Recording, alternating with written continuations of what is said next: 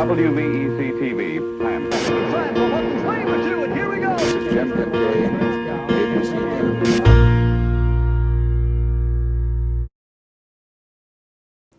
It was the stuff of legends immortalized in Top Gun. After 36 years of service, the Navy's F-14 Tomcat was retired in September of 2006. I was there at Naval Air Station Oceana to witness the aircraft's final flight.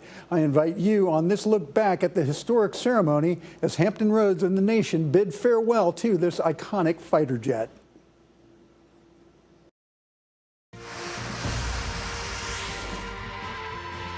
The final flight of the F-14, sponsored by Smithfield Foods and 13 News.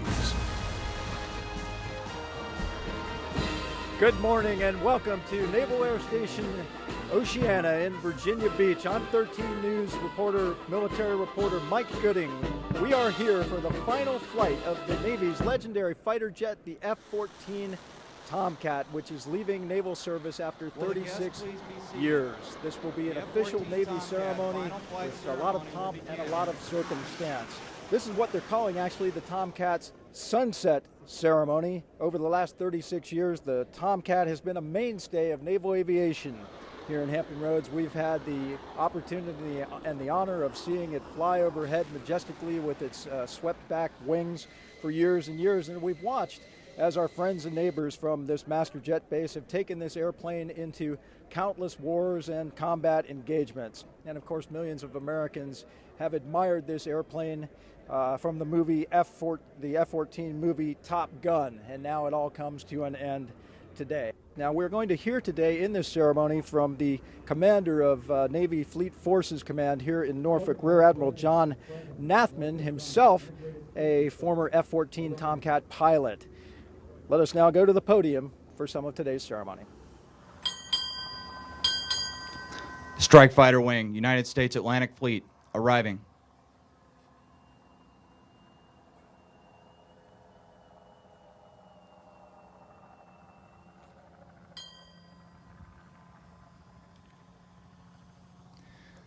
Naval Air Forces, arriving.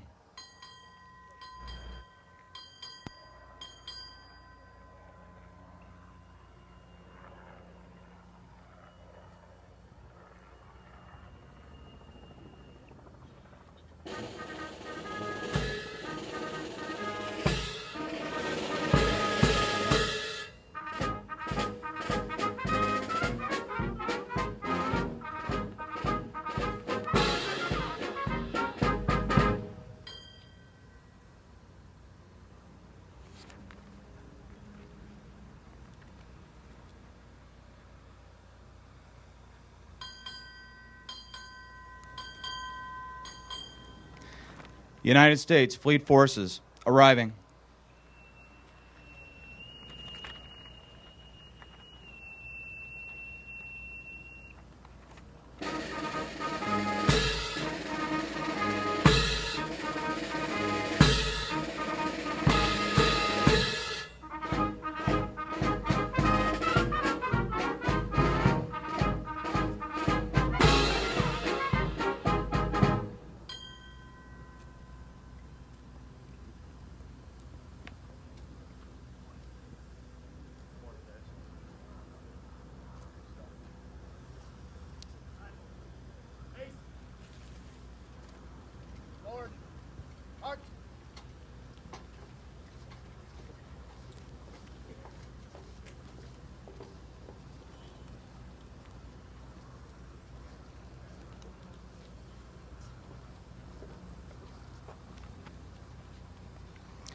Parade the colors.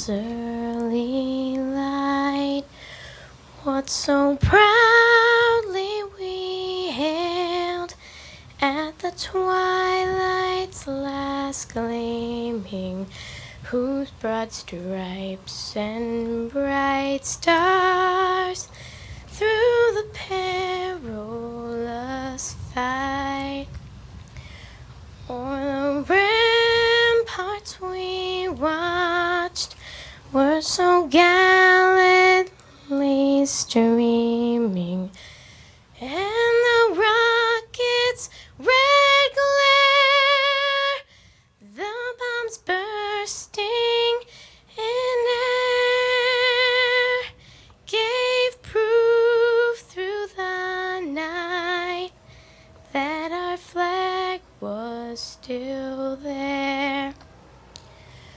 Oh, say does that star-spangled banner yet wave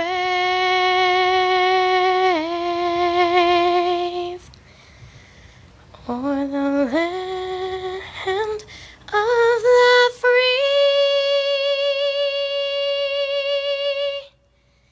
and the home of the brave?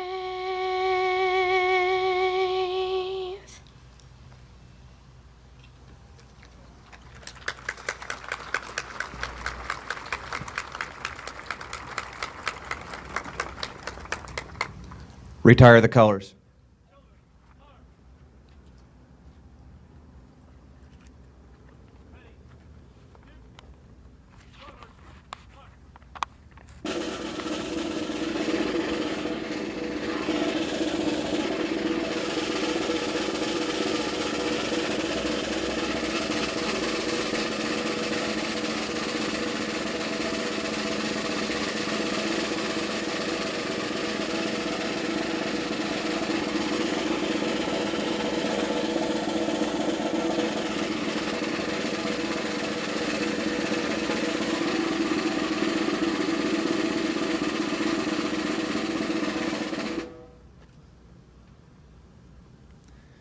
Chaplain Oswald will now give the invocation. Please join me in a word of prayer. Almighty God, we pause at the start of this ceremony to acknowledge and call upon you. This is not exactly a commemoration, but there are many things to be remembered. And not exactly a funeral, but a letting go of things that have passed away. And not really a retirement, although there's gratitude for years of service. Yet on all significant occasions like this, we are drawn to seek your divine favor. And so we ask that you would bless all those that have built Tomcats, those that have worked on them, those that have flown them. We ask your blessing upon the families of those select few that have given the highest sacrifice in Tomcats. Most especially, we pray for your blessing upon everyone that enjoys the freedoms and liberties to which Tomcats have contributed. And it is in this last sense that we call upon you most earnestly, because we recognize that the instruments for protecting our freedom have changed now, and they will change again. But you are the final cause behind every good thing that we enjoy and every virtue of our national character. You are the God that our fathers invoked at the country's first Continental Congress. You are the God that has preserved us from that day until this, and you are the God that we implore for your sovereign majesty and your gracious love to sweep back the wings of liberty and pilot this great land to her high calling. Amen. Will the guests please be seated?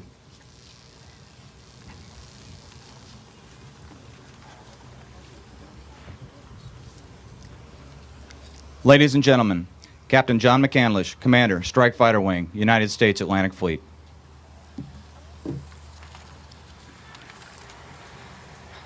Thank you to the very talented Madeline Melnick for honoring us with her singing of the national anthem. Secretary Avilés, Congressman Pickett, Secretary Pinn, Admiral Nathman, Admiral Zortman, Mayor Oberndorf. Distinguished guests, ladies and gentlemen, welcome. Joining me today to bid farewell is Admiral Nathman, Commander United States Fleet Forces, Admiral Zortman, Commander Naval Air Forces, Mayor Oberndorf, and Mr. Scott Seymour, the Corporate Vice President and President of Northrop Grumman's Integrated Systems Sector. As we gather today to honor 36 years of Tomcat service, not only do we look back, but we look forward to the future of naval aviation. The Super Hornets on display represent the continuation of strike fighter excellence to which the Tomcat has made a significant contribution. Admiral Zortman, despite the fact that we are retiring the Tomcat today, I think you would agree that strike fighter mission of your Naval Air Force is in good hands. At this time, I would like to introduce the Honorable Myra Orbendorf, Mayor of Virginia Beach. In 1988, she became the city's first directly elected mayor and has served continuously in that capacity. She is a great friend to Naval Air Station Oceana who never misses a squadron homecoming. The Honorable Myra Oberndorf, Mayor of Virginia Beach.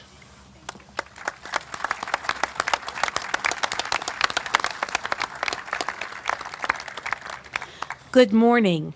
I'd like to begin by saying thank you to the Navy for allowing the city of Virginia Beach to have a small part in this ceremony. And in that vein, I have here an official proclamation that will probably render the entire history of this wonderful plane. And I know that it's bittersweet. It's bitter to those of you who've had the good fortune to fly, to fight, to build, and to maintain her. But it's also sweet in that you're looking forward to the new planes and their abilities. Whereas today marks the end of an era, the Grumman F-14 Tomcat is officially retired from active duty after 36 years of dedicated service to this nation.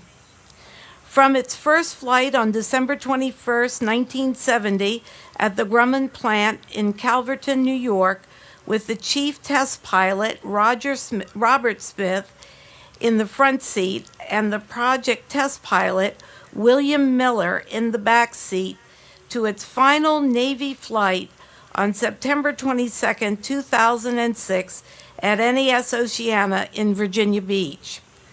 The Tomcat has earned its rightful place on the honor roll of the Navy aircraft. And whereas the Tomcat has served with great distinction, both in peacetime and combat, over Grenada, Lebanon, Libya, Bosnia, Kosovo, Afghanistan, and Iraq. The combat that proven Tomcat has lived up to its motto, "Any time, baby." By displaying its air-to-air claws in a decidedly one-sided engagement against Libya in 1981, again in 1989, and conducted the only mid-air interception and capture of terrorists in 1985.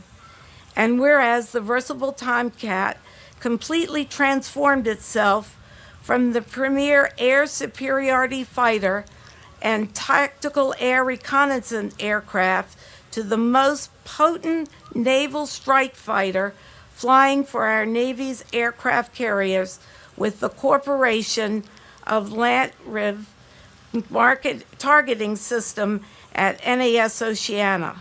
And whereas the true legacy of the Tomcat not only belongs to its courageous pilots and radar intercept officers, but to those unsung heroes, the dedicated professionals who launched, recovered, and maintained it in good weather or bad, and at all hours of the day and night. Whereas there is another group of special men and women that should never be forgotten, those squadron mates who gave their all as they flew the Tomcat on their final sortie. And whereas the legend, history, traditions, and camaraderie associated with the Tomcat will live on through endless and colorful sea stories told by those who flew it, those who maintained it, and through their efforts of those that participate in the Tomcat Association. And whereas the Tomcat Air Crews, dedicated support personnel, and their dependents who have also left an indelible mark of excellence on the proud history of the NAS Oceana and our city. Now, therefore, I, Myra E. Obendorf, Mayor of the City of Virginia Beach, do hereby proclaim September the 22nd, 2006 as Tomcat Day in Virginia Beach, and I call upon all of our citizens to pause, honor, and praise all who have been associated with this military aircraft, and it's given under my hand and seal. Virginia Beach, we love the Navy, and today the Tomcats are the top of the list. Thank you all, and God bless.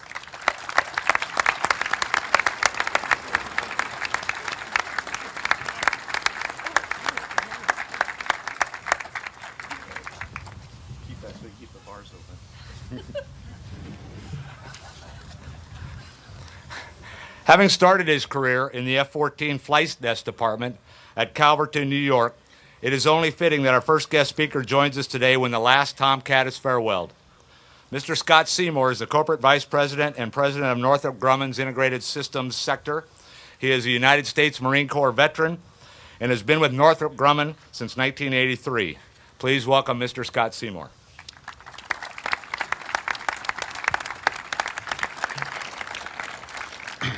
Thank you, Commodore, for that introduction, and I want to extend my personal welcome to all the distinguished visitors that we do have with us here today.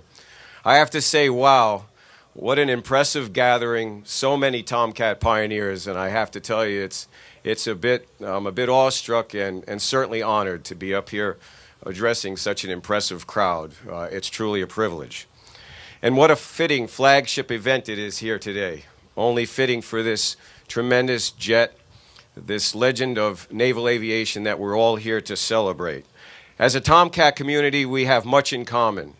Our love of naval aviation, and certainly as a community, our love of our Tomcat and beautiful flying machines like our Tomcat. Walking around today, it is certainly very clear that we've all been part of something special, something not too many programs ever really achieve.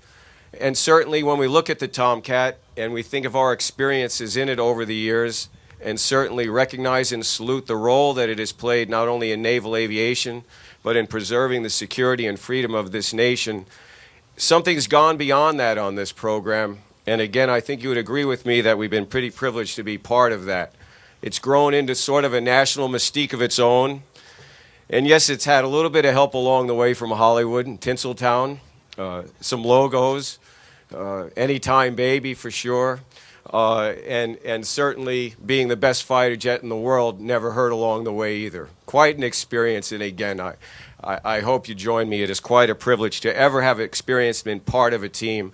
And you just look around here today, the memories, the friendships, the camaraderie, they are life-lasting, and certainly today we are really not saying goodbye to any of that. I'm sure we can also remember our first experience coming in contact with the Tomcat. For myself, thinking back a few years, I had just gotten out of the Marines and was looking for a job out on Long Island where I grew up. And learning a bit about radar while I was in the service, I applied for a job out at the Calverton plant and picked up a job working on the F-14 at second shift, and I was going to school during the daytime.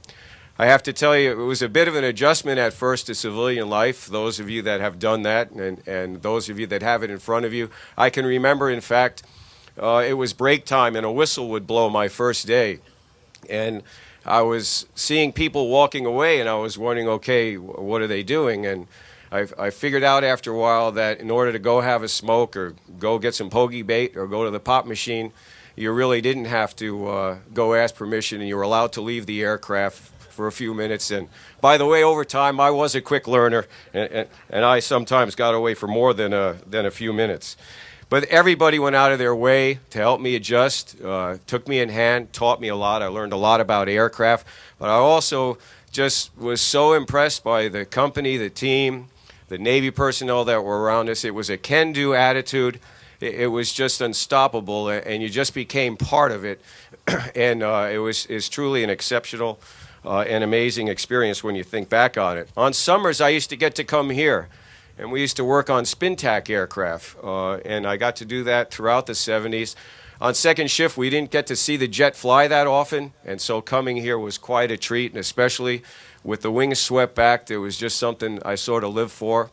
We also in the factory always enjoyed hearing of the exploits out in the fleet, and those stories had a way of bubbling around the factory, and we sort of lived for that. We all had such pride and took such ownership of the work we were doing, knowing certainly that the Navy was putting it to good use, and we were trying to give them the best system that we possibly could.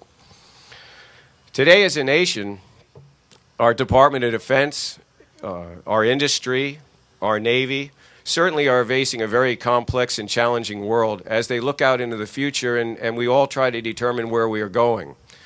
And it's usually helpful to understand a bit where we've been as we really think through that future and establish that direction.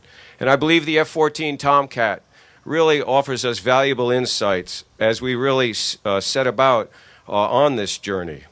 We often use terms like industrial base, acquisition system, government industry team. But when you really stand back, it's really all about people. People that can start out and assess a threat, can then derive from that a requirement for a system to go deal with that threat. People with the tenacity and resolve and the leadership to see a vision through to the end. People with the creative genius to ever design and develop a system like the Tomcat.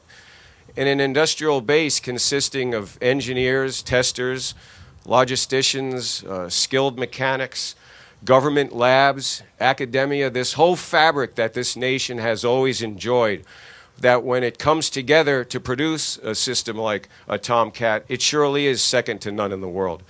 The F-14 enjoyed all of those. It certainly enjoyed the leadership of the United States Navy and the Grumman team to have the resolve to see through the adversity and stay with the vision. Any new system giving birth to it has its challenges. You can talk to the people at VF1 and VF2. They can tell you that. I can tell you from the factory we certainly kissed a few frogs in the early days. But everybody hung tough with us and allowed us some freedom to really turn out the kind of system. And again, there is so much to be learned from that as we really think through into the future.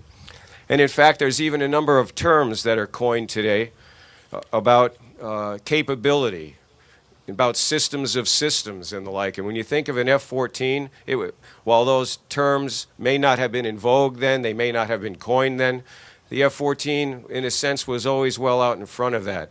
And certainly wrapping this tremendous jet around an AWG-9 and coupling it with the Phoenix missile system certainly did produce a systems of systems and a capability that more than was adequate to deal with the threat. And over time, that same system always understood changing needs in the operational Navy and always had a process to keep this system ahead of the power curve and make sure it was relative throughout the tremendous life that it has enjoyed. In fact, in 1976, a Soviet pilot named Viktor Belenko defected to Japan with a MiG-25. In his book, MiG Pilot, he recounted that he and his fellow pilots respected the other aircraft in the NATO inventory, but they were terrified of the F-14. Just probably as good a compliment as you could get. Hours from now, the sun will set on the legendary record of an unrivaled aircraft as it takes its rightful place as a symbol of freedom. But a sunset ceremony is not the end. Tomorrow, that same sun will rise on its legacy of a Cold War won, of hot wars averted, of liberty defended, and of enemies vanquished. And though we may seem to be honoring an aircraft, in fact, we are all here to honor people, people of extraordinary character and quality. We are here to salute the vision that conceived the aircraft, the intellectual capital that engineered it, the pride of those who've built it, and the dedication of the sailors who maintained it, and the raw courage and icy nerve of the flight crews that flew it in defense of our country. The F-14 is being retired, but the human qualities that brought it about are still as vital as ever. I count my time on the line at Calverton, and certainly working here in Oceana, as truly among the happiest days of my professional life. And my company, Northrop Grumman, certainly counts it amongst many of its greatest accomplishments. Thank you all for coming to this event. Thank you for your contributions to the success of the Tomcat. And more than anything else, thank all of you for your service to your country. God bless you and thank you.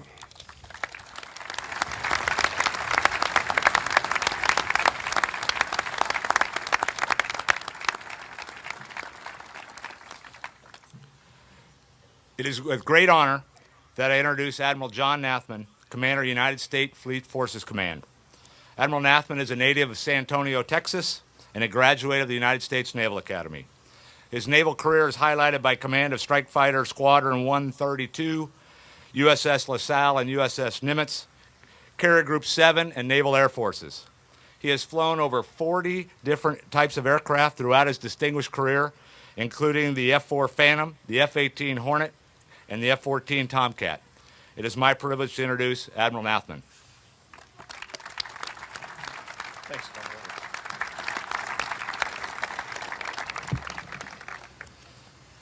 Commodore, I want to make sure you keep that proclamation from the mayor so you can keep the bars open tonight. All right?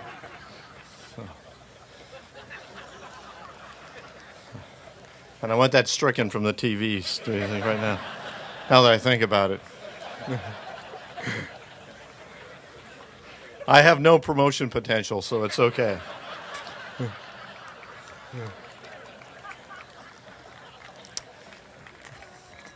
For Secretary Avalos, welcome, sir. For our distinguished guest, but particularly for the officers, men and women of Strike Fighter Wing Atlantic, it's a pleasure, indeed an honor, to support the retirement and the final flight of the F-14 Tomcat. I wanted at the beginning to recognize the efforts of the Commodore, his officers, men and women of the wing, and of Naval Air Station Oceana for the support in putting on this ceremony. Thank you very much, John.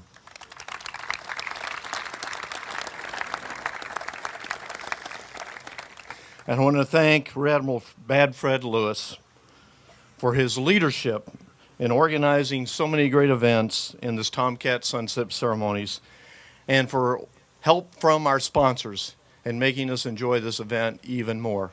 Bad Fred, thank you very much.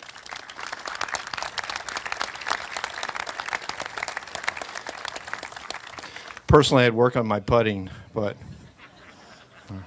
we had our tournament yesterday. He didn't help us at all.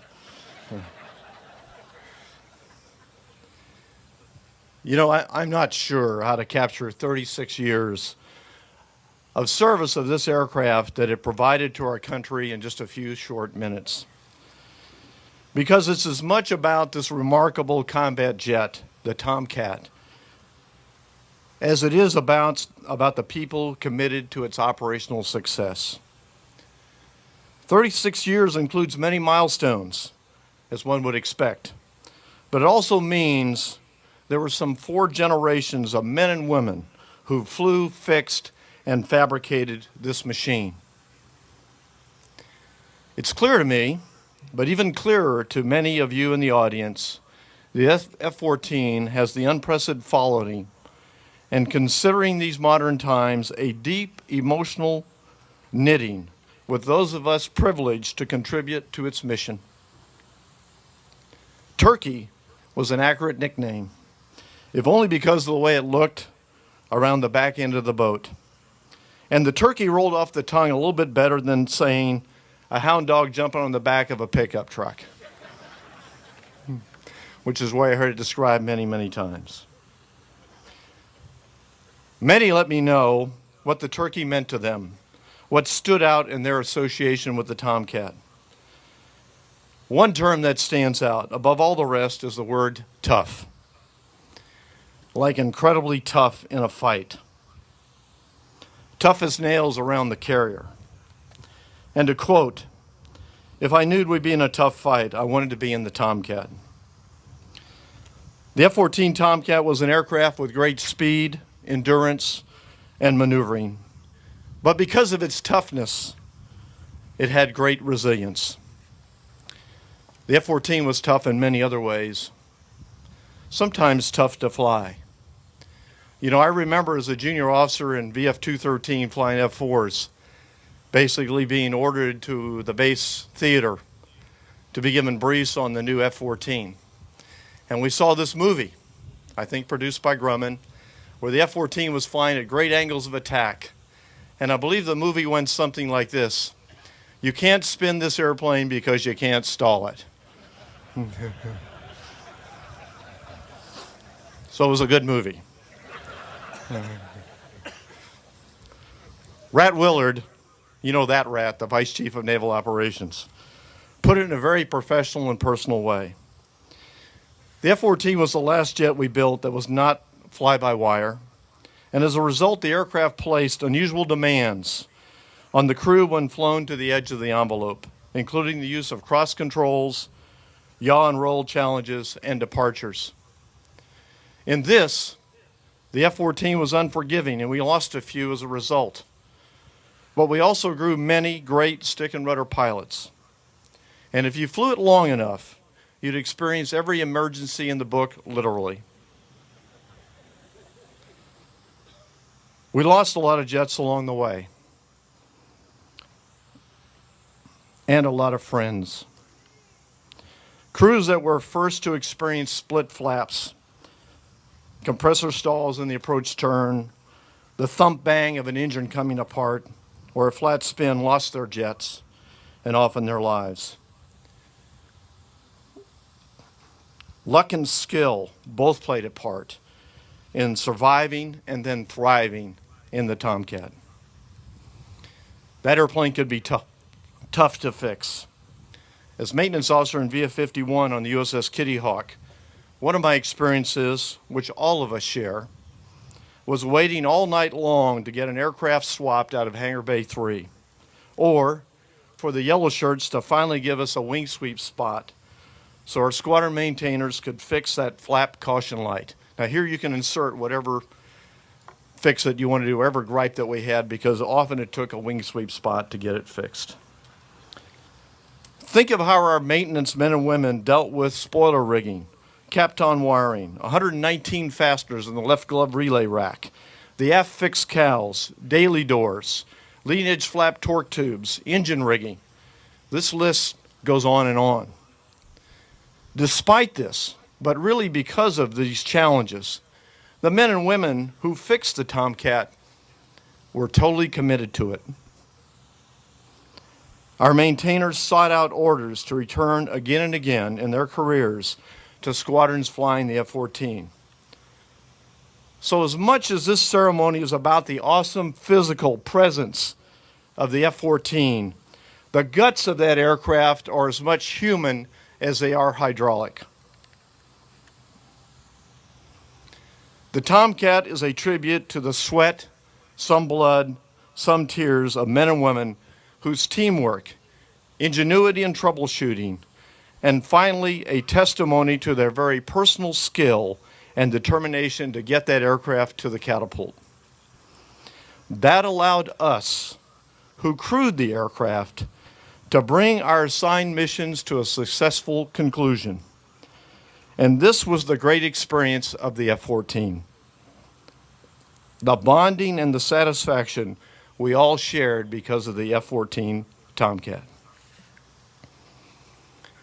Because of its long tenure, there are many program and operational milestones for the F-14. It's important to mention them. After the implosion of the TFX F-111B, a request for proposal went to industry in June of 1968. A Grumman contract was awarded in 14 June 1969. I don't want you guys to think about what kind of clothes you're wearing during this period of time, okay? But it might help you connect to those particular dates. First flight, 21 December 1970. Second flight, first crash, 30 December 1970. First catapult and traps on USS Fortestall in June of 72. VF-1 and VF-2 were established 14 October 1972. The start of the operational history of the aircraft. 6 Phoenix were shot, engaging 6 targets in November of 1973 from 1 aircraft. First deployment on Enterprise in September 74. Tactical Reconnaissance Pods, 1980. F-14A Plus to the B, 1988. F-14D, 1990. Lantern Integration, 1996. Digital Flight Control Systems, 1998. The largest production year was 1974, 60 aircraft. 712 were produced, 79 to Iran. The aircraft supported the evacuation of Saigon in 75. Gonzo Station in the North Arabian Sea in 79 and 80. Libyan fitter shoot-down in 81. The Achille Lauro terrorist force down in October 85. Operation El Dorado Canyon in Tripoli and Benghazi, April of 86. Libyan MiG-23 shoot-down in January of 89. Desert Shield, Desert Storm, 90-91. The Bosnia Campaign, 1995. The Kosovo Campaign, 1999. Operation Southern Watch, the enforcement of the no-fly zone in Iraq from 1992 to 2001. Operation Enduring Freedom, 2001. Operation Iraqi Freedom, 2003. The Last Trappin' Cat, July 2006. The last flight today, 22 September 2006. Let me conclude.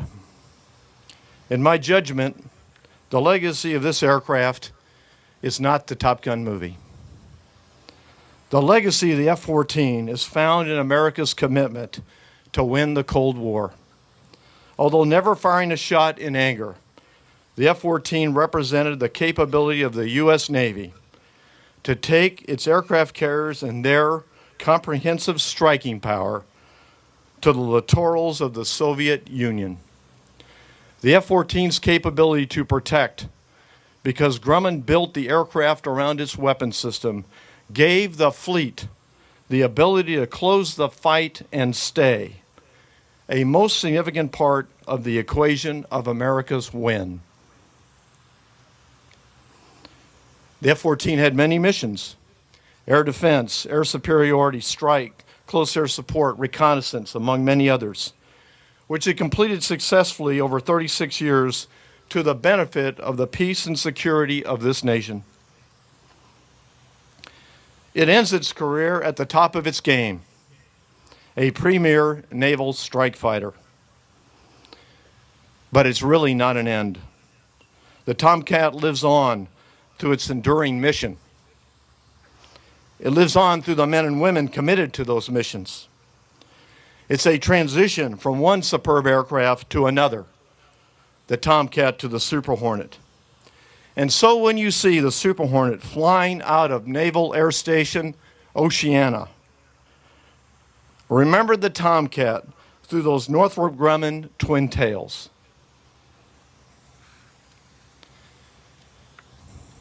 I believe I don't have the right to have the final say. So please join me in a grand naval tradition by standing and offering 3 cheers in farewell to the Tomcat. Now, I know there's a lot of emotion out there, so you can scream, you can yell, you can cry. Doesn't really matter, but I want the world to hear us. Farewell to the Tomcat. Hip, hip, hooray! Hip, hip, hooray! Hip, hip, hooray!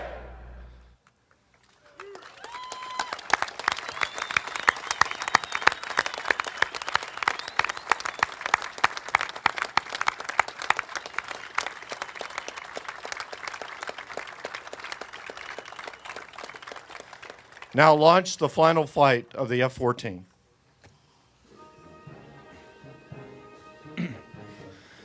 Ladies and gentlemen, please direct your attention to the F-14 Tomcat parked on the flight line to your left.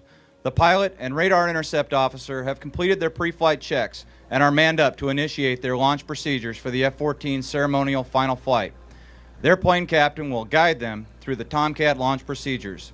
At the completion of those procedures, the aircrew will taxi, take off, perform a farewell flyby, and depart en route to the retirement of aircraft bureau number 163904.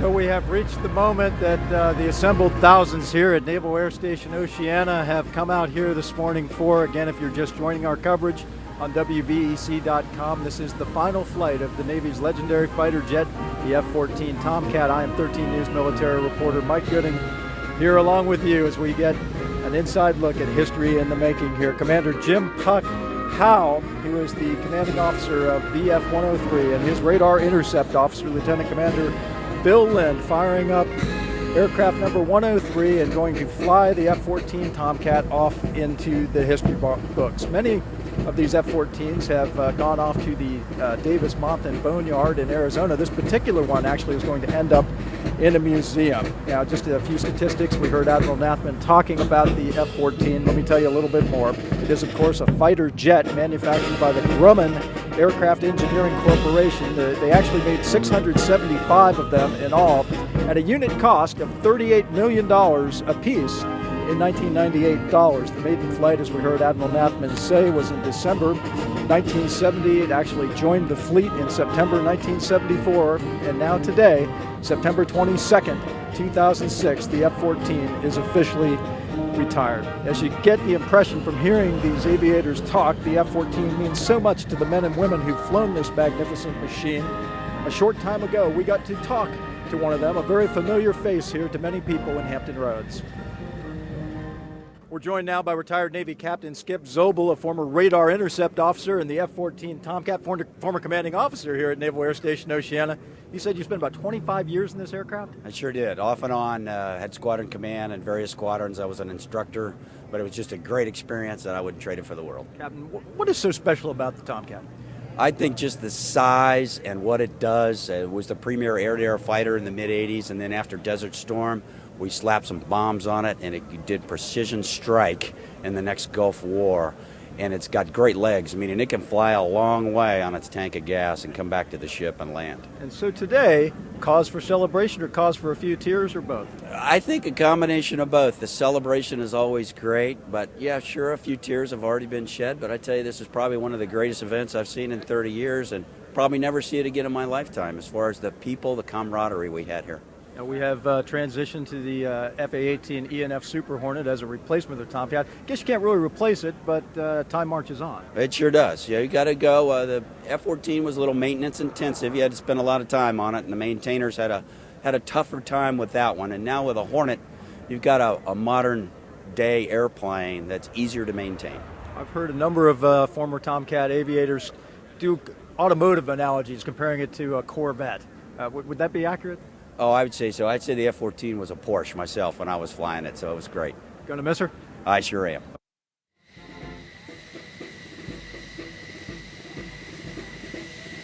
Now as we wait for aircraft number 103 to make its way down the tarmac and fly off into the history books, I've got to tell you that we got to see a number of chapters of history being made with this aircraft right here at Naval Air Station Oceana through the years and through recent months. We witnessed a spectacular sight right here back in March. That's when the final F-14 Tomcat operational deployment came to an end. The final fly-in that day closed an important chapter in naval aviation history as well. And those behind that day's event, like today's event, wanted to make sure that the Tomcat was getting sent off in style.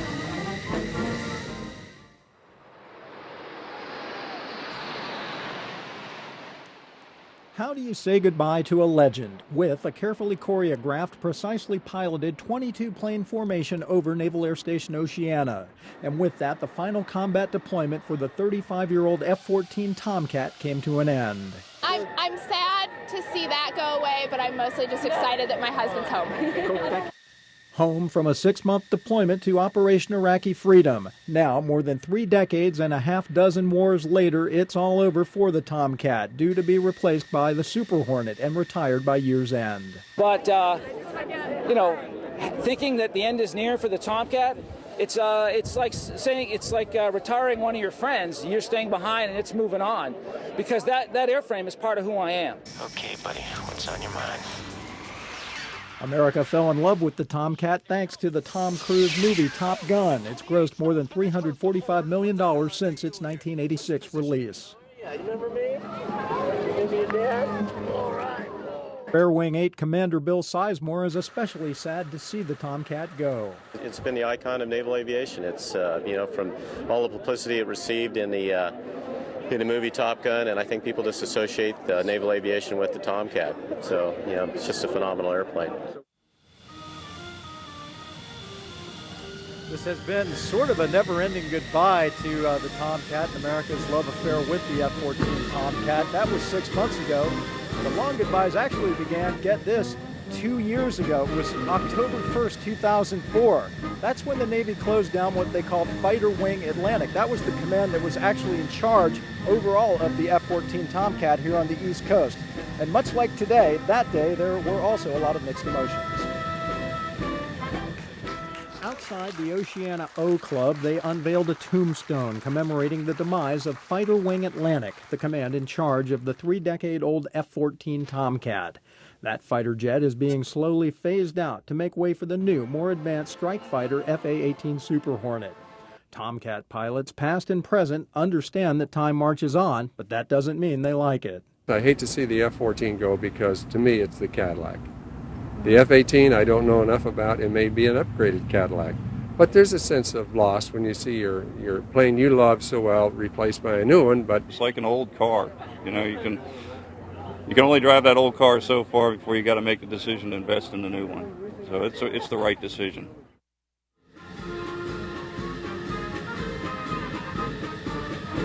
This Tomcat sunset ceremony, the final flight of the F-14, has been a labor of love on behalf of hundreds and hundreds of people that have put this thing together today. Mostly, of course, as we say, for those rare few among us who've actually had the opportunity to climb into the cockpit and fly this magnificent flying machine. Yesterday, they dedicated a stone monument outside Naval Air Station Oceana to help honor the memory of the beloved jet.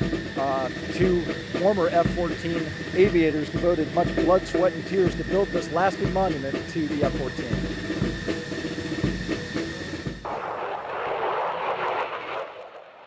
The mighty F-14 Tomcat has been immortalized forever on the silver screen in Top Gun. Now, another special tribute is in the works at the Naval Aviation Historical Park at Naval Air Station Oceana. There, the legendary fighter jet will be on display front and center, alongside such other naval aviation legends as the F-4 Phantom, the A-6 Intruder, and the A-1 Spad. If you see this channel that we've left here, there will be 16 bricks along here which will be dedicated to the most significant contributors. Retired commanders Bruce Dog Doyle and Alex Rattler Rucker have lovingly done all the stonemasonry work on the display. It's a pleasure, man. I tell you, any excuse I can get to come down and listen to the noise and watch the airplanes, and this was an honor for Dog and me to do this. I'm happy to be contributing and being part of the celebration for the retirement, but on the other side, I'm sad to see it go. It's all part of the all-volunteer Tomcat Sunset Committee's plan to send the 3.5-decade-old aircraft off in style when the F-14 is retired for good this September. I think it's a wonderful and beautiful fitting tribute to the thousands of people whose lives were touched by the F-14 Tomcat. As I said before, many of these aircraft are bound for a place many of us would love to go see. I haven't had the opportunity yet. It's called the Davis-Monthan Boneyard in Arizona. This is where America retires its inventory of aircraft to keep in ready reserve in case they're ever needed again. As I say, this particular F-14 is not going there. It's going to end up in a museum. But this is a spectacular place, this Davis-Monthan Boneyard. Brad Hawkins from our sister station, WFAA in Dallas, takes us for an inside look at that facility.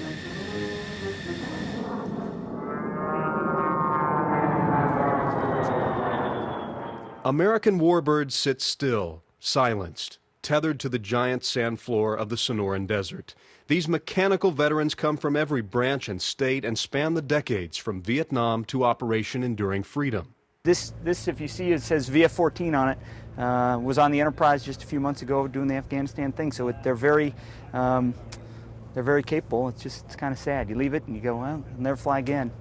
Today, Commander Steve Kaler's flown in a Fighting Falcon from San Antonio to take its place here.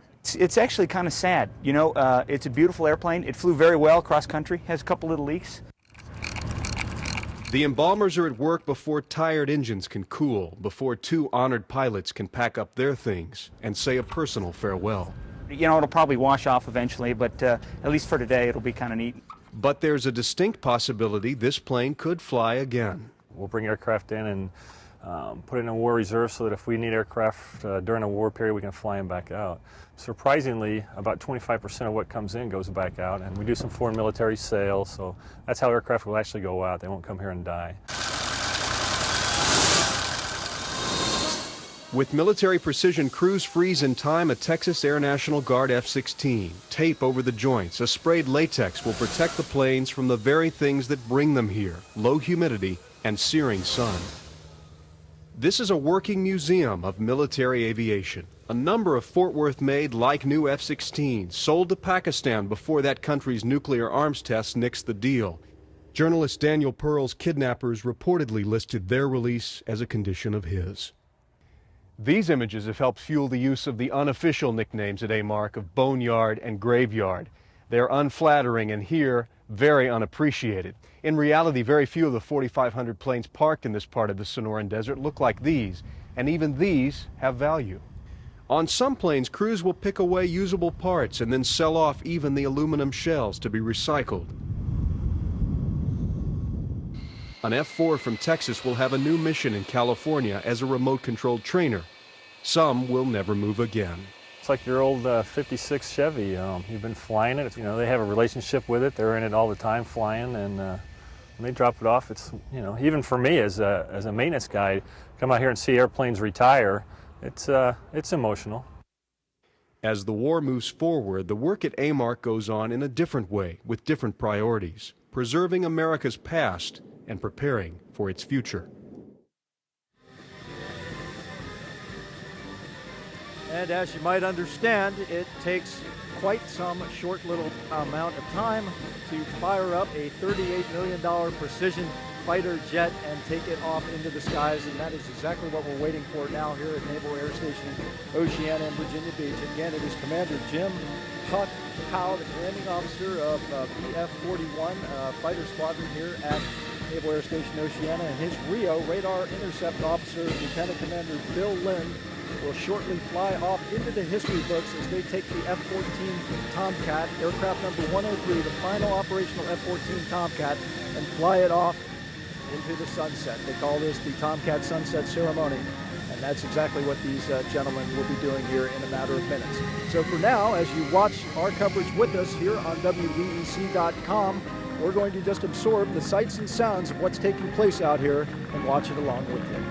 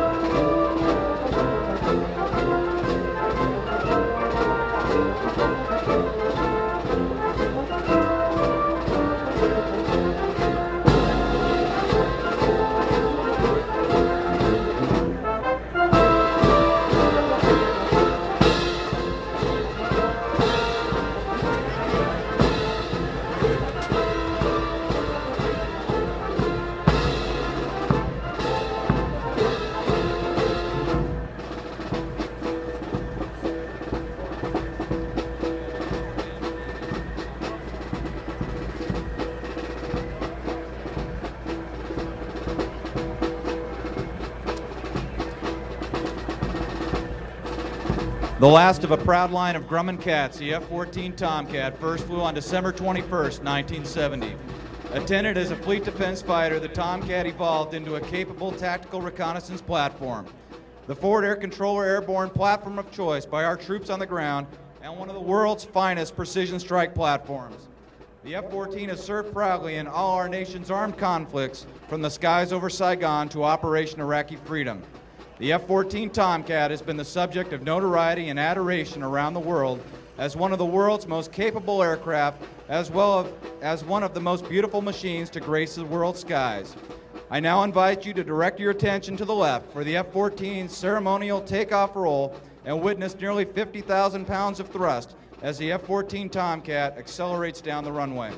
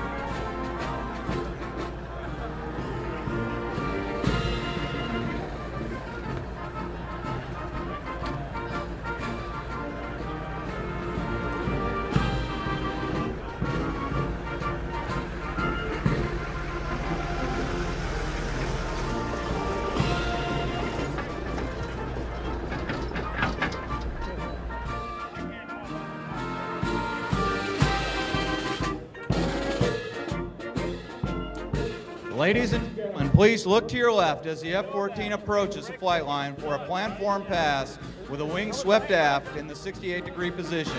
This pass will provide everyone with a beautiful view of the famous Tomcat aft wing sweep profile, and a final salute to all the aircrew maintainers and manufacturers who have made the career of the F-14 such a resounding success.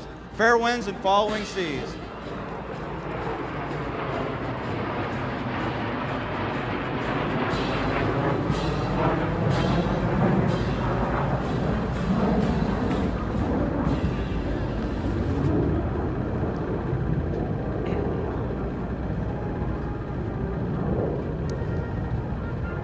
This concludes the F-14 final flight ceremony. Thank you for attending this historic event and bidding farewell to the venerable Tomcat.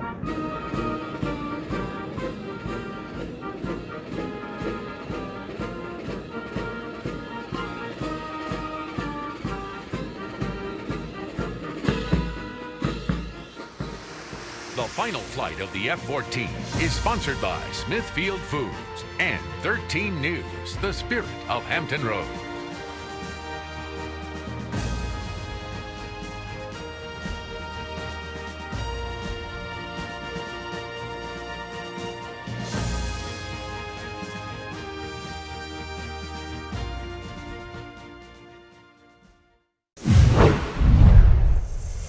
You